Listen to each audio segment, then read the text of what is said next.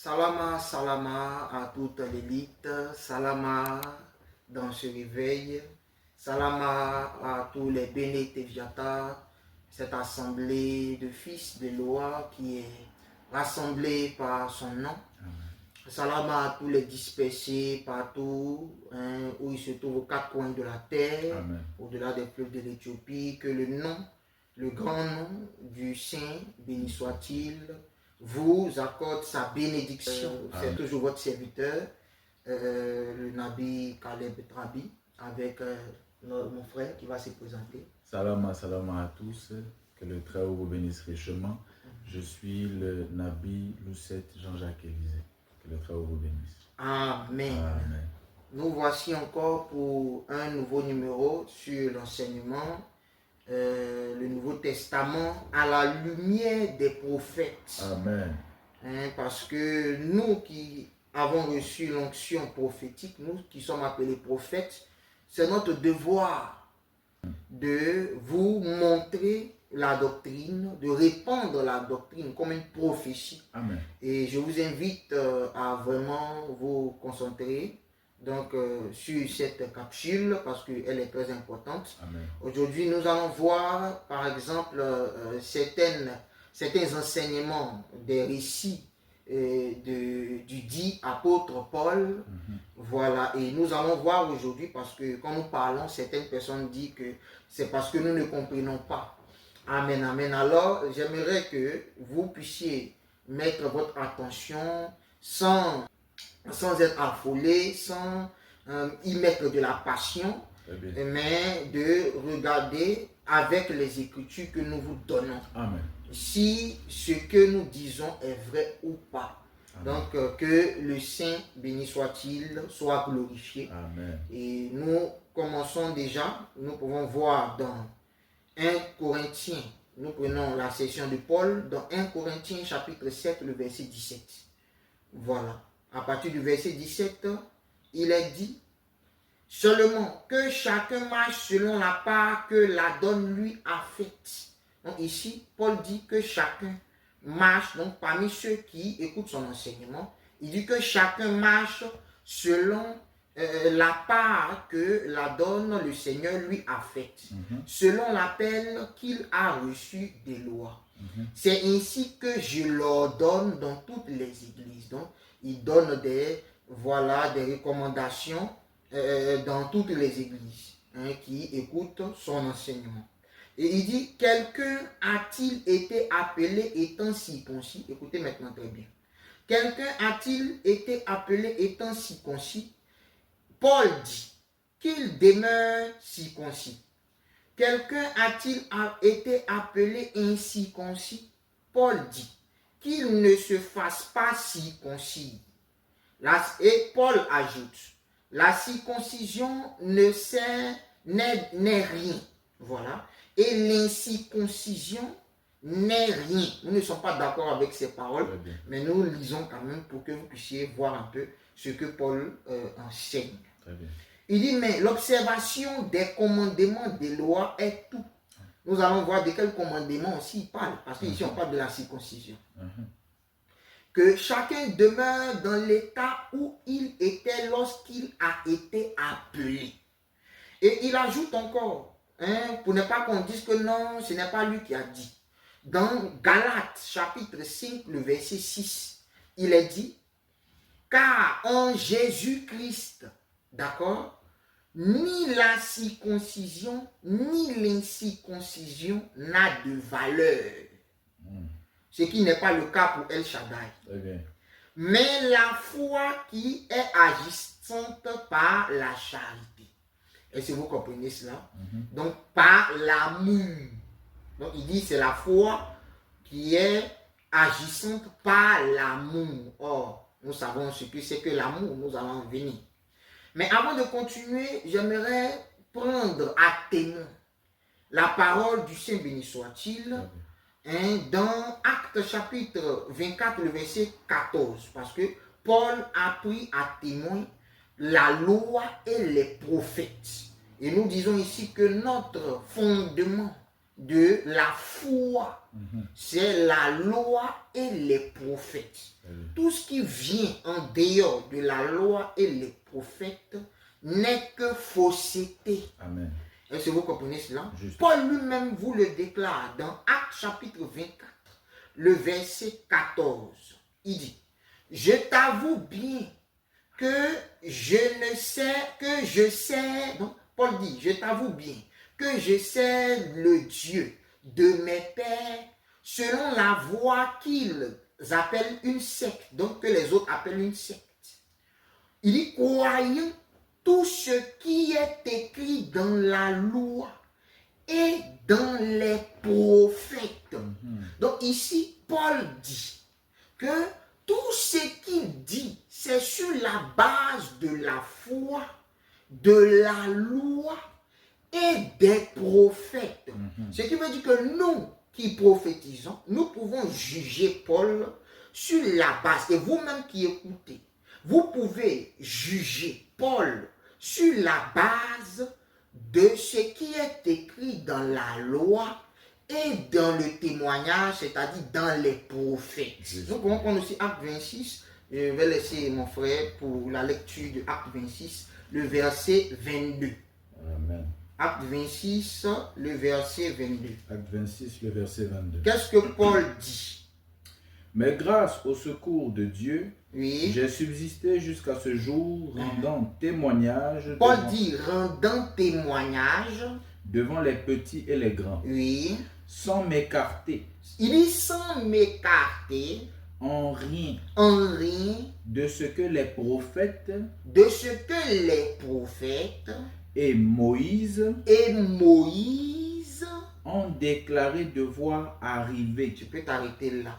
Donc Paul dit, il ne doit s'écarter en rien de ce que Moïse et les prophètes ont déclaré devoir arriver. Donc nous avons pris deux témoins contre Paul lui-même, parce que c'est lui-même Paul qui a dit qu'il croit en tout ce qui est écrit dans la loi et dans les prophètes dans Acte 24, 14. Et il dit encore dans Acte 26, à partir du verset 22, qu'il ne veut pas s'écarter. Donc il ne s'écarte en rien de ce qu'a dit les prophètes et Moïse, c'est-à-dire et la loi. Donc c'est sur ces mêmes prophètes et c'est sur ce même Moïse que nous allons juger les déclarations de Paul. Amen. Nous pouvons déjà commencer sans oublier, pour faire la différence, d'accord, entre le Jésus-Christ de Paul et le prophète Isaïe que les gens appelaient Jésus. C'est deux personnages différents. Parce que Paul dit en haut ici, dans Galates plutôt, chapitre 5, le verset 6, Paul dit, car en Jésus-Christ, ni la circoncision, ni l'incirconcision n'a de valeur, mais la foi qui est agissante par charité. Et en haut là-bas, il disait que celui qui se circoncis, qui est appelé, et il est appelé étant circoncis, c'est déjà circoncis, reste circoncis. Et il dit encore que celui qui est appelé, n'étant pas circoncis, reste incirconcis. Nous allons voir qu'est-ce que Jésus pense de cela. Nous voyons dans Matthieu d'abord, chapitre 5, à partir du verset 17. D'accord? Il dit, ne croyez pas que je sois venu pour abolir la loi ou les prophètes. D'accord? Je suis venu non pour abolir, mais pour accomplir. Parce qu'on ne comprend pas pourquoi Paul, l'autre côté là-bas, dit non. Christ est venu pour, il dit ça, en sa chair, il a aboli la loi. Non, Christ ne peut pas abolir la loi. Christ doit accomplir la loi. Et accomplir ne veut pas dire abolir. Voilà. Abolir veut dire mettre fin. Ce qui est différent d'accomplir. Et nous tous ici, nous sommes appelés à accomplir la loi et les prophètes. Justement. Il a dit, car je vous le dis en vérité, tant que le ciel et la terre ne passeront point, il ne disparaîtra pas de la loi un seul iota ou un seul trait de lettre jusqu'à ce que tout soit arrivé. Amen. Exactement comme Paul le disait dans Actes. Dans Acte 26, le verset 22, il dit, il croit en tout ce que Moïse et les prophètes ont dit devoir arriver. Et il dit, celui donc qui supprimera l'un de ses plus petits commandements. Amen. Or, nous savons que la circoncision n'est pas l'un des plus petits. La circoncision est l'un des plus grands commandements. Amen. Et il dit, celui donc qui supprimera l'un de ses plus petits commandements et qui enseignera aux hommes à faire de même, sera appelé le plus petit, donc Paul, dans le royaume des cieux. Mais celui qui les observera et qui enseignera à les observer, celui-ci sera appelé grand dans le royaume des cieux. Car je vous le dis, si votre justice ne surpasse pas, écoutez maintenant, car je vous le dis, si votre justice ne surpasse celle des scribes et des pharisiens, vous n'entrerez point dans le royaume des cieux. Ici, Jésus est en train de nous dire, d'accord, que ceux qui suppriment les commandements, d'accord, et qui appellent à supprimer, à ne pas accomplir les commandements, ceux-ci ne pourront hériter le royaume. Il dit, si votre justice ne surpasse celle des pharisiens, est-ce que vous comprenez? Oui. Et celle des scribes, alors vous ne pouvez hériter le royaume des cieux. Or, nous devons savoir quelle est la justice des pharisiens avant de venir au commandement. Là où Paul, du commandement dont on parle ici. Ici, nous prenons quelle est la justice des pharisiens que vous êtes appelés à surpasser. Dans Matthieu 23, le verset 1 à 3, cela nous est montré. Il a dit, alors, Jésus parle à la foule et à ses disciples, dit, les scribes et les pharisiens sont assis dans la chair de Moïse. Faites donc et observez tout ce qu'ils vous disent. Donc, tous ceux qui disent ce que Moïse dit, Jésus dit, faites tout ce qu'ils vous disent. Donc, accomplissez la loi de Moïse. Il dit encore, faites donc et observez tout ce qu'ils vous disent, mais n'agissez pas selon leurs œuvres, car ils disent et ne font pas. Voici le niveau de justice des pharisiens. Le niveau de justice des pharisiens, c'est d'enseigner la loi, mais ne pas pratiquer la loi. Et ici, quand Jésus dit, si votre justice ne surpasse celle des pharisiens, alors vous ne pouvez hériter le royaume. Ce qui veut dire que non seulement vous devez écouter et enseigner la Torah, d'accord, la loi et les prophètes, mais aussi les mettre en pratique. Donc il n'y a que ceux qui mettent en pratique, qui écoutent et qui mettent en pratique la loi de Moïse, qui entrent dans le royaume. Ça, ce n'est pas moi-même qui le dis. Moi, je ne fais qu'attester. C'est Jésus, le prophète, lui-même qui le dit. Est-ce que vous comprenez cela? Amen. Voilà. Nous pouvons prendre le cas dans Matthieu 15, le verset 1 à 8. Matthieu 15, 1 à 8. Il est montré aussi cela là-bas. Il a dit, alors des pharisiens et des scribes vinrent à Jérusalem auprès de Isaïe, auprès de Jésus, et dit, pourquoi tes disciples transgressent-ils la tradition des anciens? Tradition qu'ils ont observée dans les témoignages. Il dit, car ils ne se lavent pas les mains quand ils prennent leur repas. Il leur répondit, et vous, pourquoi transgressez-vous le commandement des lois au profit de votre tradition? Donc, qu'est-ce que Jésus reprochait aux pharisiens? C'était le fait qu'ils enseignaient la loi, mais ne pratiquaient pas la loi. Ils pratiquaient la tradition des anciens, mais ne pratiquaient pas la loi. C'est-à-dire ne pratiquaient pas les commandements. Donc ici, vous êtes appelés, vous qui m'écoutez, à pratiquer les commandements. Il a dit, il leur répondit, et vous, pourquoi transgressez-vous le commandement des lois au profit de votre tradition? Car Éloa a dit, honore ton père et ta mère, et celui qui maudira son père ou sa mère sera puni de mort. Donc Jésus dit qu'il faut observer ce commandement, avec tous les autres commandements. Et il dit, mais vous dites, celui qui dira à son père ou à sa mère, ce dont j'aurais pu t'assister est une offrande à Éloa, n'est pas tenu d'honorer son père ou sa mère. C'est ce qu'eux disaient. Et il dit, vous annulez ainsi la parole des lois au profit de votre tradition.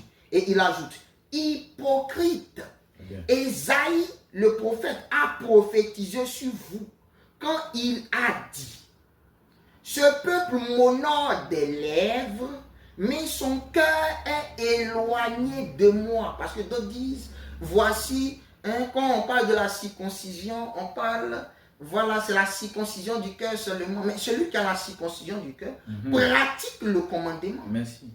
Donc celui qui est circoncis du cœur, dont le cœur n'est pas éloigné à Éloi, pratique la circoncision dans la chair, quel que soit son âge. Et nous allons y venir. Amen. Amen. Et cela, le prophète Ésaïe l'avait dit dans Ésaïe chapitre 29, le verset 13.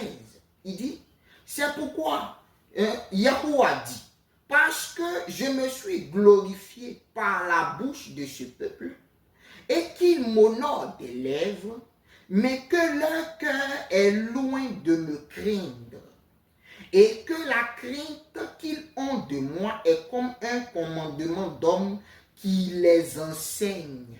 Est-ce que vous comprenez cela? Donc ici, il dit, ils prennent cela comme un commandement d'homme, comme si c'est un homme qui a donné les préceptes et les commandements. Non, ce n'était pas Moïse. C'était Éloi qui avait donné à Moïse. Donc ce n'est pas les commandements de Moïse. Ce sont les commandements de l'Éloi de Moïse. Amen.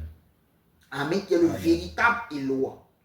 Amen. Amen. Donc ainsi, Jésus-Christ démontre que la justice des pharisiens est non seulement à leurs lèvres et non dans leur cœur. Donc ils ne pratiquent pas.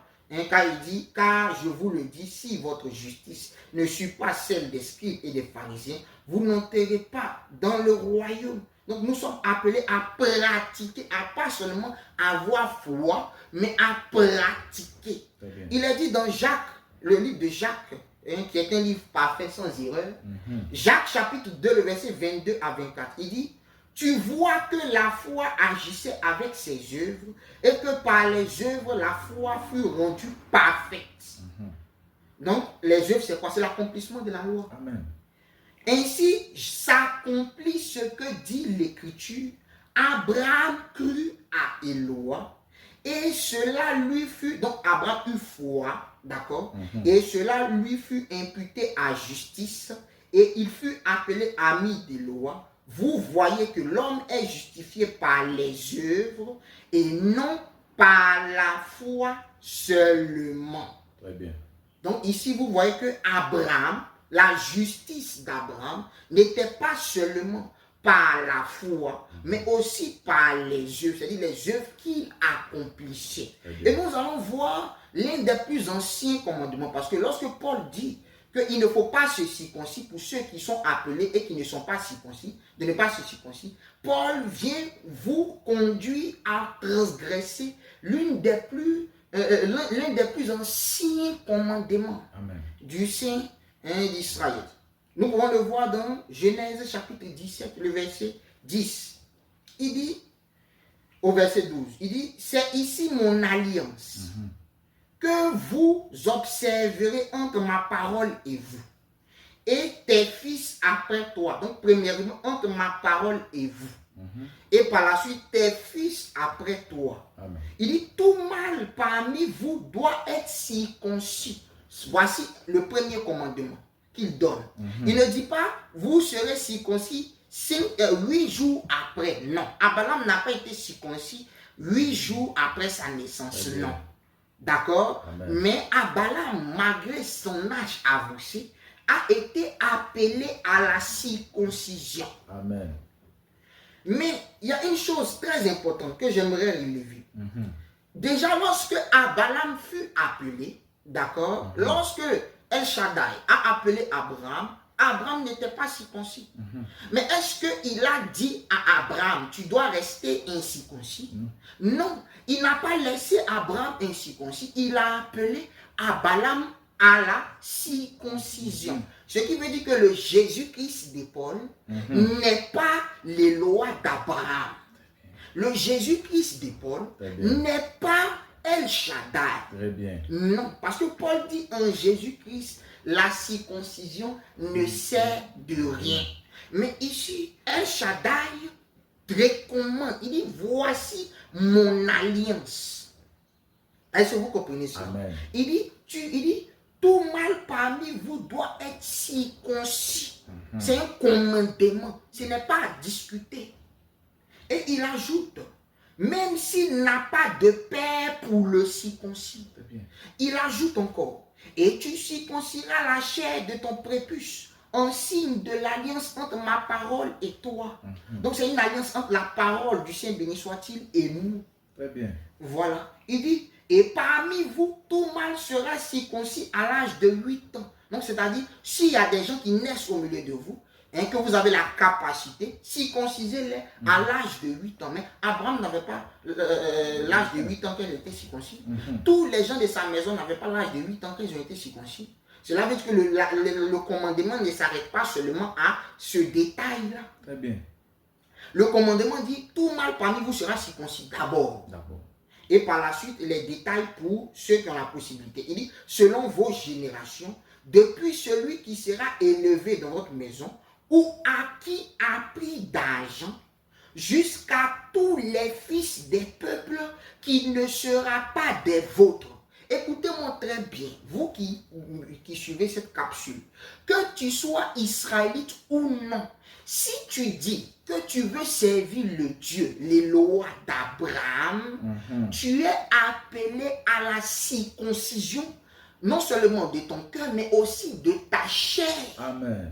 La circoncision pour tout mâle, pour tout homme, tu es appelé à la circoncision, quel que soit ton âge. Merci. Donc, on ne regarde pas l'âge pour dire que non, mon âge est déjà passé, etc., etc. Ici, les lois d'Abraham, qui est au-dessus du Dieu de Paul, qui s'appelle Jésus-Christ. Très bien. El Shaddai est au-dessus de Jésus-Christ de Paul. Voilà. Parce que pour le Jésus-Christ de Paul, ça ne sert de rien.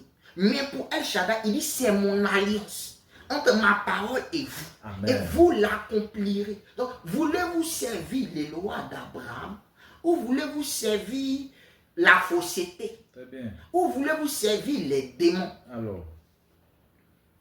Voilà. Les lois d'Abraham n'ont jamais dit que les goïms restent incirconcis ou que les gentils restent incirconcis, ceux qui ne sont pas israélites. Non. Il dit, quel que soit, même s'il n'est pas de ton peuple, même s'ils ne sont pas des vôtres, s'ils rentrent dans l'assemblée, qu'ils soient circoncis.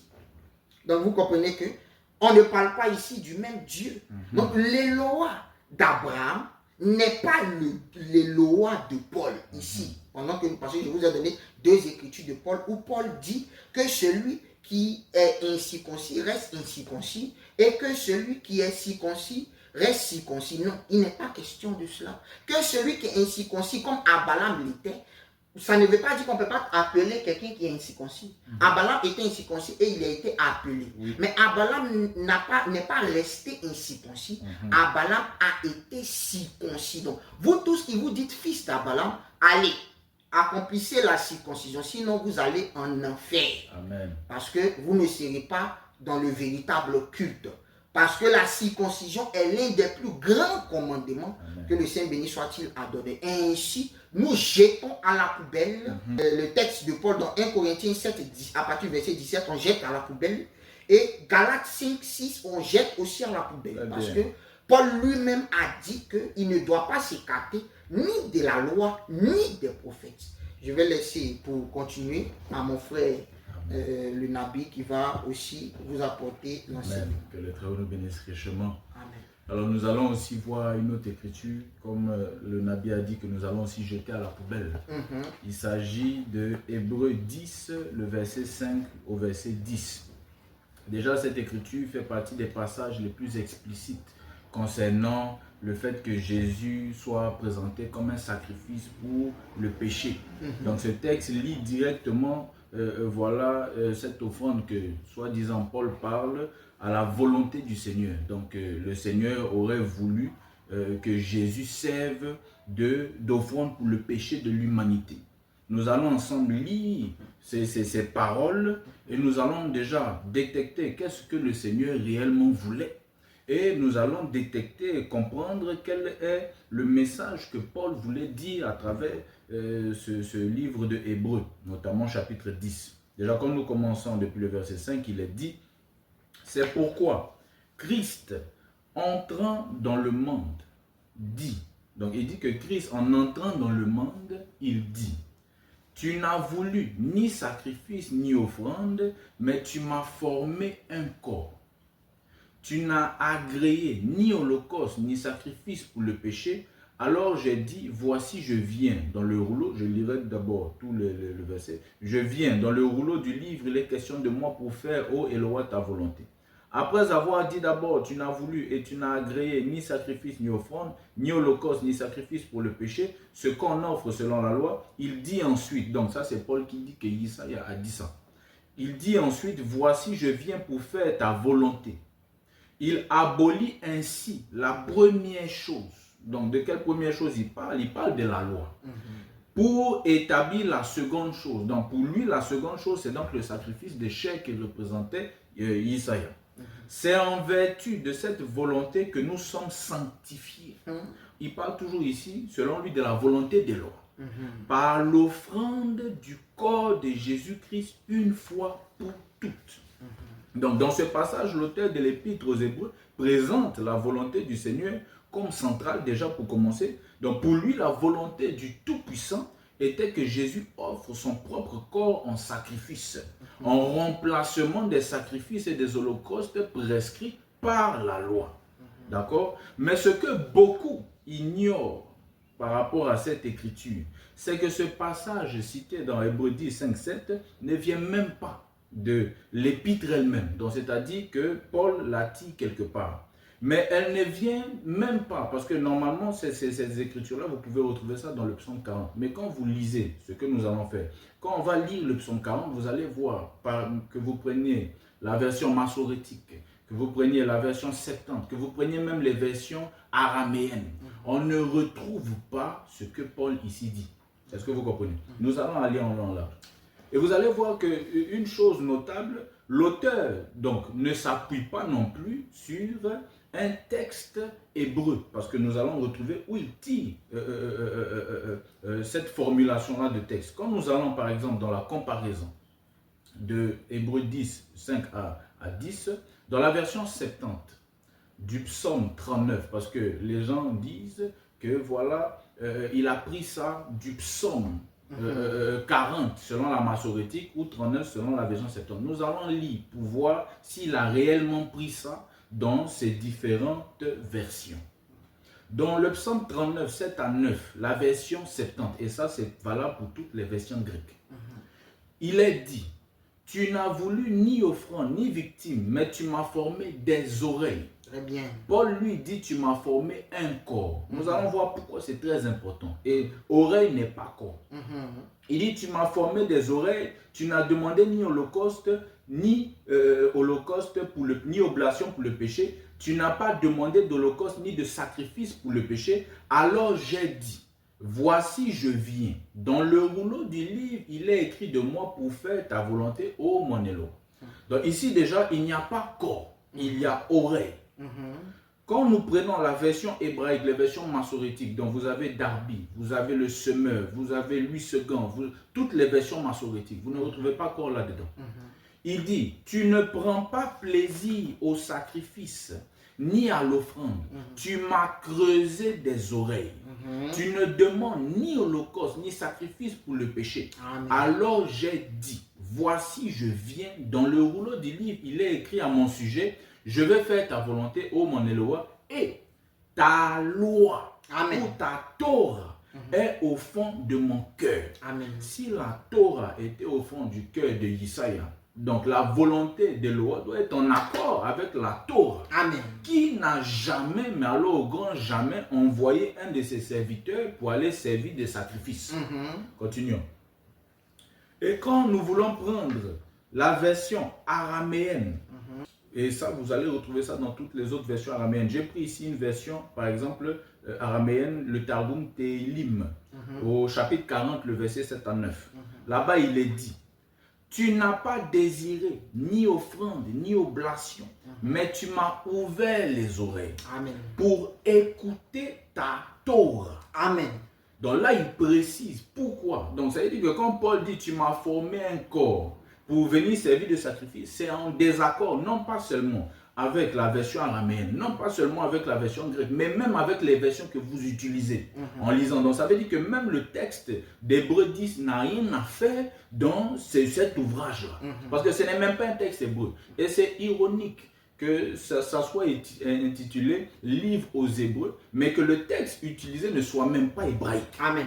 Vous voyez un peu? Amen. Il sort de nulle part, ce texte-là. Donc, ça appuyait sur ça, parce que c'est l'un des fondements de la doctrine, comme quoi Jésus est venu pour mourir pour les péchés. Mais vous voyez que même le texte n'a même pas de base, même pas de fondement. Oui. Il dit, dans la version araméenne, tu m'as ouvert les oreilles pour écouter la Torah.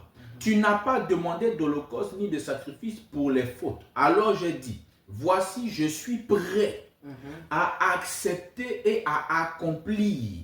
Dans le rouleau du livre, il est écrit de moi. Amen. Que je dois m'occuper. C'est précis. Parce que Paul dit, voilà, il est écrit dans le livre. Selon Paul, ce qui est écrit dans le livre, c'est qu'il devait venir pour mourir pour les péchés. Mais ici, il est dit, dans le rouleau du livre, qu'est-ce qu'il est écrit? Il est écrit que je dois m'occuper de la lecture de la Torah jour et nuit. Amen. Et enseigner les ordonnances à la communauté de Jacob. Très bien. C'est ce qui est écrit dans le rouleau. Pas qu'il devait venir mourir. Il dit, je veux faire ta volonté donc. Quelle est sa volonté? Méditer jour et nuit la Torah et enseigner les ordonnances à la communauté de Jacob. Et il dit donc, je veux faire ta volonté, ça. Et mon Éloi et ta loi est cachée au-dedans de mon cœur. Amen. Donc, la version araméenne met encore plus l'accent sur le fait d'écouter la Torah comme cœur de la volonté divine. C'est ce que la donne cherche, c'est ce que la donne demande. Que vous écoutiez la Torah et non pas que vous croyez en quelqu'un qui pourrait mourir et puis ça va pardonner tout le monde. Non. Voilà. Donc, la notion de corps offert n'est pas reçue dans les Écritures que nous avons, mais plutôt un dit propre de Paul. Voyez un peu? La volonté du très exalté est clairement présentée. Voyez un peu? Comme l'obéissance à sa parole, comme l'obéissance à ses commandements, et non comme mettre sa foi dans quelque chose qui n'a aucun sens. Maintenant, nous allons voir alors, parce qu'il dit que dans le rouleau du livre, d'accord, il est écrit de moi. Il est question de savoir précisément de quel livre parle-t-il. Déjà ici, quand vous allez dans l'écriture, dans le psaume, c'est David qui parle. C'est un point très important. Parce que si c'est David qui parle, alors quand il dit dans le rouleau du livre, il est écrit de moi, il parle des actions que David en ce temps devait faire. Donc ça veut dire que cette écriture même-là s'adresse à une vague de personnes précises. Est-ce que vous voyez un peu? Nous allons lire qu'est-ce qui est écrit dans le rouleau du livre. Est-ce que vous voyez un peu? Quand nous cherchons l'écriture en question du rouleau du livre, donc comme c'est David, il est question de la paracha. Est-ce que vous voyez un peu? C'est la paracha du roi dont il est question ici, que vous retrouvez dans Deutéronome 17, le verset 18 à 19.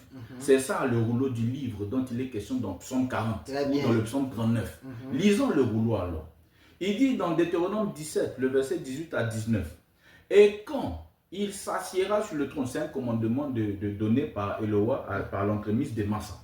Donc, Eloa dit, quand le roi, voilà, il s'assiera sur le trône de son royaume, il écrira pour lui dans un livre une copie de cette loi. Prise auprès des prêtres lévites. C'est ça le rouleau, donc son 40. Très bien. Qu'il doit lire. On dit que dans le rouleau, il est écrit ce que je dois. C'est ça le rouleau. Il dit, verset 19, elle sera avec lui. Et il la lira tous les jours de sa vie, afin qu'il apprenne à craindre le Saint, béni soit-il, son Éloi, à garder toutes les paroles de cette loi et ses statuts, pour les mettre en pratique. Dans ce rouleau, dans ces lois qui sont donc données, il n'y a aucunement mentionné un sacrifice humain. Sinon, David se serait sacrifié. Parce qu'il est le premier à mentionner cela. Donc, c'est le premier à lire le rouleau dont il est question de ses œuvres. Donc, vous voyez déjà que l'idée que Paul veut faire sortir de ce psaume mal interprété est erronée. Donc, tous ceux qui posent, tous ceux qui basent leur foi sur cette écriture, cette accession de Paul, eux tous vont dans l'erreur. Parce que David lui-même, quand il parle, c'est un rouleau où la loi de la donne est à l'intérieur. Si vous retrouvez un jour où dans la loi de la donne, il est permis à un homme de racheter les péchés d'un autre en mourant, à ce moment-là, on croira comme vous. Amen. Mais comme la loi n'a jamais changé et ne changera jamais, ça n'est jamais permis qu'un homme meure pour les péchés d'un autre.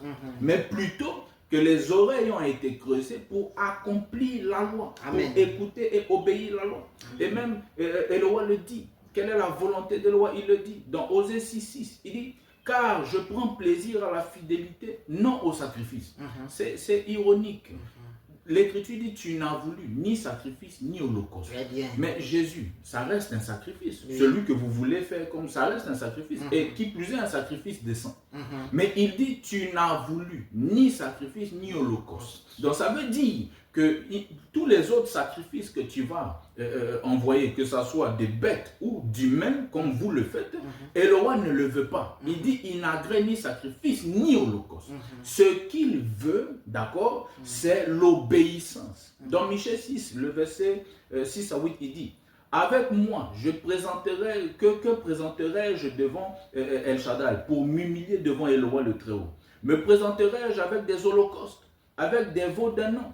Le Saint béni soit-il, agréera-t-il des milliers de béliers, des myriades de torrents d'huile? Donnerai-je pour mes transgressions mon premier-né, pour le péché de mon âme, le fruit de mes entrailles? Il dit, verset 8, on t'a fait connaître, ça c'est la donne qui parle à l'homme, parce qu'il s'interroge, qu'est-ce que j'amènerai ou qu'est-ce que j'offrirai à la donne? Est-ce que c'est sacrifice? Est-ce que c'est holocauste? Et dans le verset 8, on dit, on t'a fait connaître, ô homme, ce qui est bien. Et ce que le Saint béni soit-il demande de toi. Donc, c'est-à-dire la volonté du Saint béni soit-il. Qui est? C'est que tu pratiques la justice ou la Torah, que tu aimes la miséricorde et que tu marches humblement avec le très exalté. Amen. Il dit, c'est ce que la donne demande aujourd'hui. C'est pour cela qu'il t'a creusé des oreilles. Et dans Ézéchiel 18, 20, pour renchérir avec cela, dans Ézéchiel 18, 20, il dit, l'âme qui pêche, d'accord, c'est celle qui mourra. Les gens aujourd'hui sont fainéants. C'est ton péché. Pourquoi veux-tu que quelqu'un te sauve pour ton péché à toi?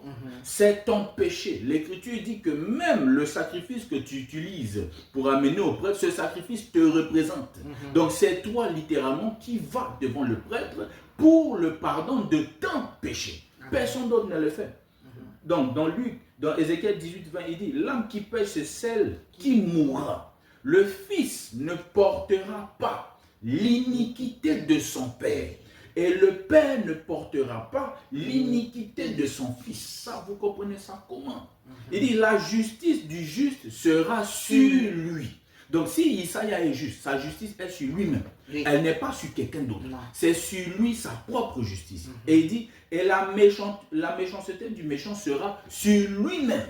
Donc, vos méchancetés, parce que souvent, ils utilisent des écritures pour dire qu'il a porté nos péchés. Il est devenu, c'est Paul qui l'a dit, il est devenu péché. Non, l'écriture, la loi, le livre que Isaïa lisait, disait que le méchant a sur lui-même sa méchanceté.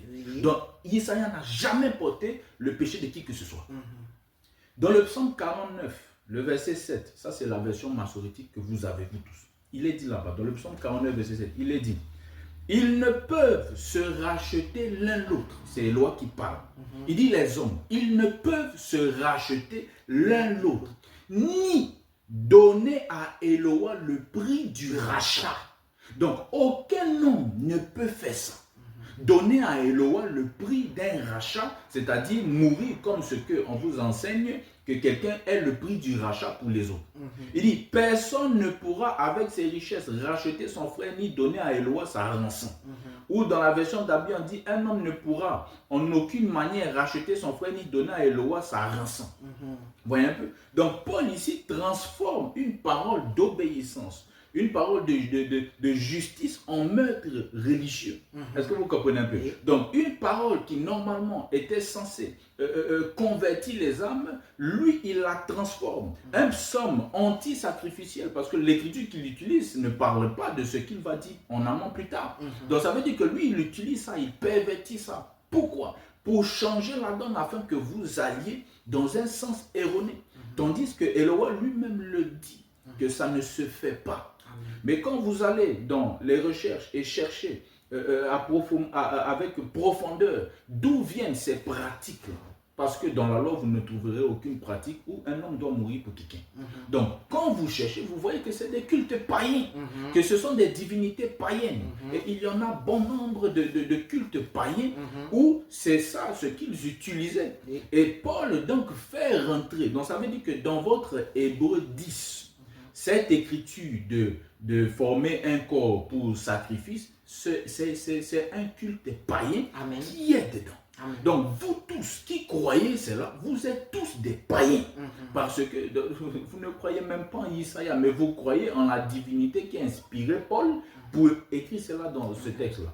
Donc, sachant que la volonté de la donne, c'est que vous pratiquiez la justice. C'est pour cela qu'il vous a creusé des oreilles, pas un corps, mais des oreilles. Pour que vous pratiquiez la justice.